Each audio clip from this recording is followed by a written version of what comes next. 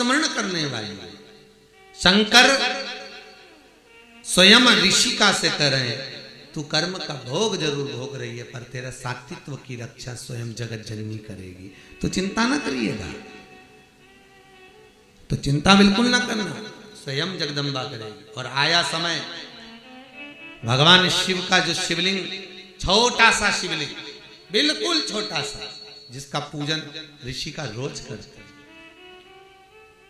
और बहुत ध्यान देना जीजियों, आपसे निवेदन है, आपके घर में जितने पुराने भगवान हैं, ठाकुर जी हैं, देवता हैं, ये सिद्ध हो चुके हैं। कैसे हो गए हैं? सिद्ध। जिस माला से हम जाप करते हैं वो माला हमारी सिद्ध हो जाती है जब जब कर। जिस आसन पर बैठकर हम भगवान की कथा सुनते हैं, जिस आसन पर बैठकर हम भजन करते हैं, जिस आसन पर बैठकर हम स्मरण करते हैं, वो सिद्ध हो जाती है हमारी सिद्धता। बड़ा क्रम है हमारा सिद्धता, तो बड़ी सिद्ध है आपके घर में जो भगवान है। तो भगवान स्वयं कह रहे हैं, भोलेनाथ जी कह रहे हैं कि ऋषिका, जिस शिव की तू आराधना करती है, ऋषिका जिस शंकर का तू पूजन करती है, ऋषिका जिस शिव का तू अनुमोदन करती है, तेरी रक्षा करने वाला यही शिवलिंग है, बस यही।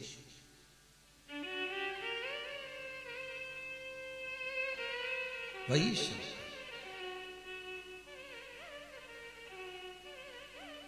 अच्छा, बहुत ध्यान देना, कई लोग कहते हैं शंकर जी घर में नहीं रखना। एक महाराज आ गए थे पहले टीवी पे, उन्होंने सबके घर के शंकर जी को निकलवा के पीपल के पेड़ के नीचे रखवा दिया। भगवान ने उनको ही निकाल दिया।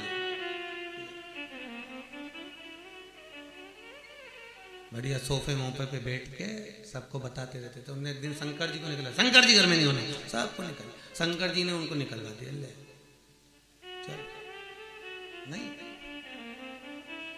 शिव महापुराण की कथा कहती है, शंकर अपने घर में है तो बड़ी बीमारी हमारे घर में प्रवेश नहीं कर सकती। शिव यदि है, शंकर है। आप लोगों ने कभी वास्तु शास्त्रियों से मिले, वास्तु की जो बताते हैं टिप्स वगैरह, तो वो घर में आपको कहते हैं, घर के अंदर जो मंदिर होता है उस मंदिर में शिखर नहीं होना चाहिए। बोलते कि नहीं बोलते? शिखर नहीं होना। क्यों कहते हैं? कभी उन वास्तु शास्त्रियों से पूछा कि मंदिर घर में है तो मंदिर में शिखर क्यों नहीं होना चाहिए? तो वो वास्तु शास्त्री कहेंगे कि घर में अगर शंकर का शिवलिंग है तो शिखर की जरूरत ही नहीं है। अपने घर का आखिरी चोर, जो आखिरी का चोर होगा, वो शिखर का ही काम करेगा और जगत का भी कल्याण करेगा। वो जगत का हित करने वाला शिखर।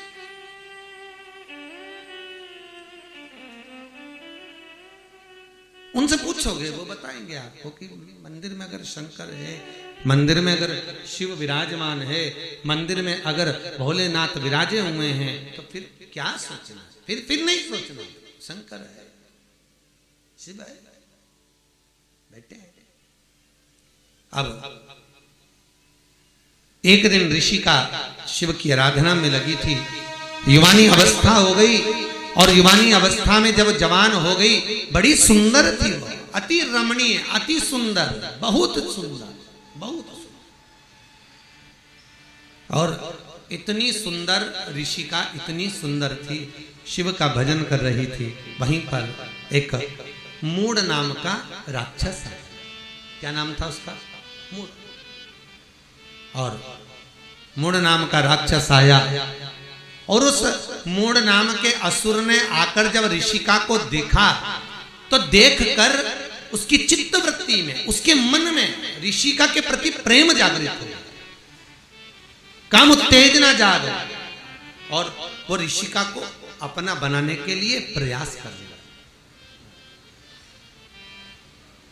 और ऋषिका को अपना बनाना चाहिए। बहुत ध्यान दीजिए, एक कथा आपने भागवत जी में सुनी होगी, पवन रेखा की। कौन? कंस की मां, राजा कंस की मां पवन रेखा, रजस्वला धर्म के, कौन से धर्म के? रजस्वला धर्म, जो नारी 7 दिन काम नहीं करती, उस रजस्वला धर्म के चौथे दिन बाल धोकर वन में चली गई थी। पवन रेखा